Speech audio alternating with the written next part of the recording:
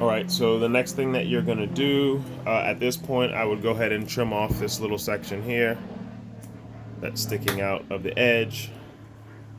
Okay, and then I am gonna go ahead and stitch this. And you wanna make sure you're starting and putting your needle right in the back, in the bottom corner closest to the edge down here. And what I mean by that is this, making sure that you have your needle at the furthest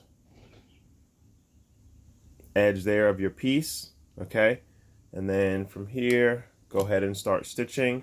When you stitch this first one,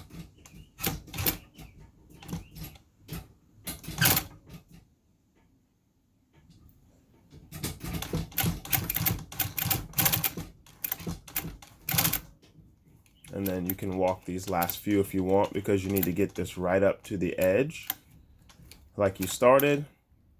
And you want to stop right at the edge here of your piece. So you see I'm going to take it one more stitch right there to the edge, and I'm going to back this up because this machine does not have a reverse.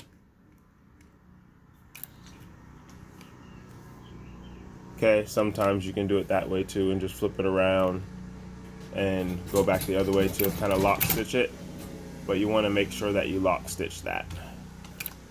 Okay, cool. So once you have that stitched, here we'll go ahead and cut this. So we have this all stitched. And one thing that I didn't do here at the beginning is I didn't lock stitch this, which you want to make sure that you do. And if you forget that, no problem, just pull this thread through and tie it off. Usually tie 2 knots, pull it tight, and then I just cut this off at the base so that I have this whole thing stitched. So now my upper is stitched together, and then what we're going to do is prep and fold that edge. Okay? And then what we need to do is stitch this edge and also stitch this edge here.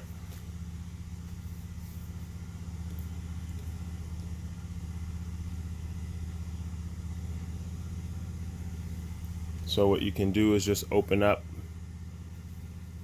your piece here.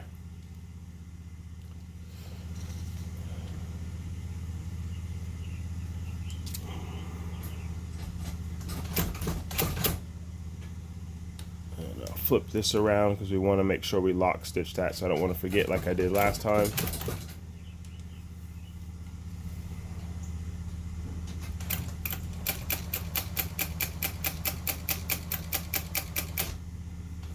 Okay, I don't need to lock stitch the top because we're going to end up cutting that off in the allowance, so I'm not too worried about that. So I'll go ahead and get that part done, and then we'll go ahead and get this part done.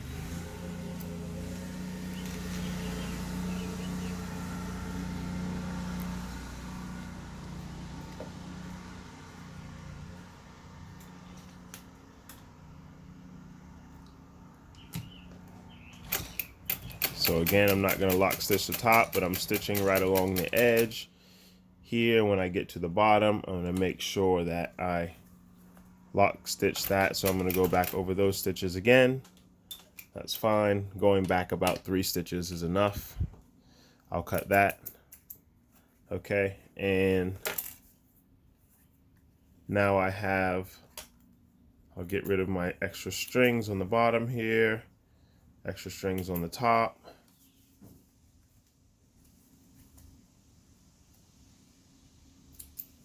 All right, and once you do that, you have your lining stitched together and you have your upper stitched together. Okay, so if you have your leather scissors, the next thing that I would do, and I usually wouldn't do this, but because we haven't skived this, it would be very hard to fold this down. So if you have your leather scissors, what I would do is go ahead and cut. And you can see I'm cutting here very close to the stitches, but I'm not cutting these stitches actually. So I'm just going to cut about 1 millimeter away from the stitch lines that I've just stitched. Okay, just so I can get that excess off. And then what we're going to do with that is hammer that open.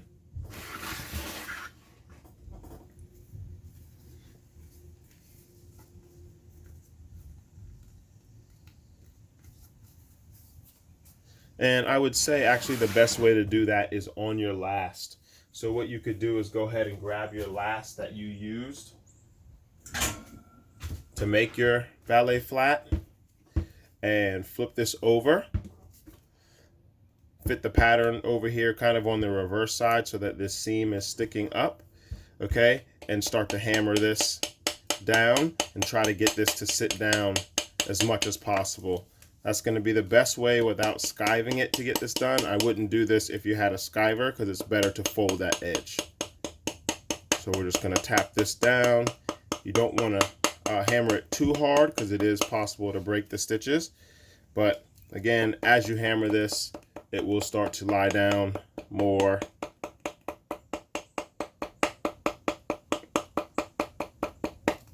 Okay, here. All right, great. So that's our upper. We can go ahead and flip that around. And our upper is now going to be ready to receive the lining. So our lining is this way. We're making sure that the smooth side of the leather is on the inside and that flesh side is on the heel pocket. And then here, what we're going to do is you take your lining and put it inside of your upper.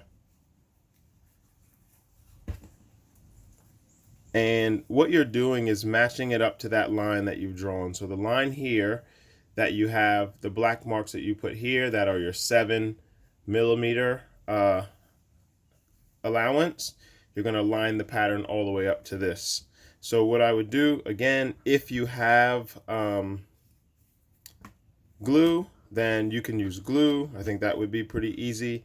If you have top line tape, you can use that as well.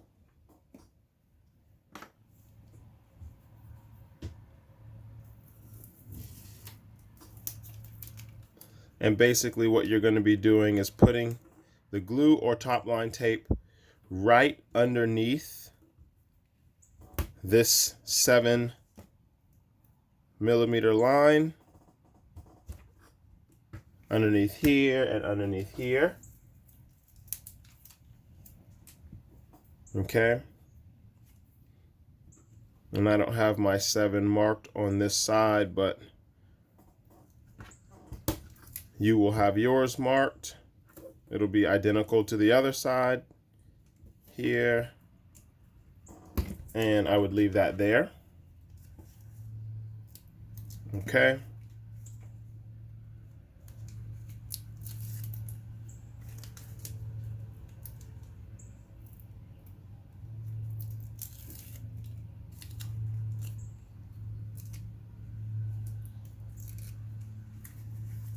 All right. And the last part of this one will be going ahead and taking the upper, lining it up here in the center, in the back.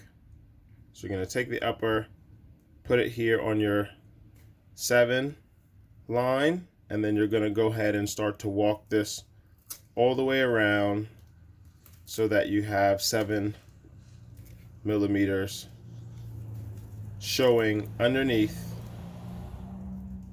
this all the way around. Right on the line that you see that you've marked. There, here, and then if you need to do some adjusting, you can do some adjusting.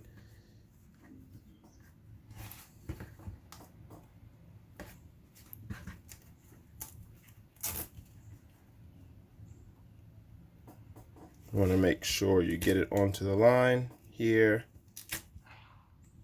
here,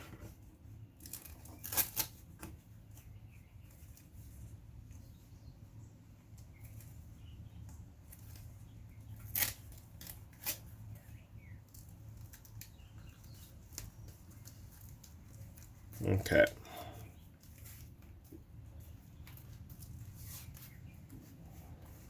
So what you're looking for in the end is to have your lining and your upper all put together with your 7mm sticking out off of the edge. And after that, the last part that we'll do is stitch all the way around here, and then we'll be ready for lasting, which we'll do in the next video. So if you get to this part, you will be okay, doing well with your lining and your upper all put together.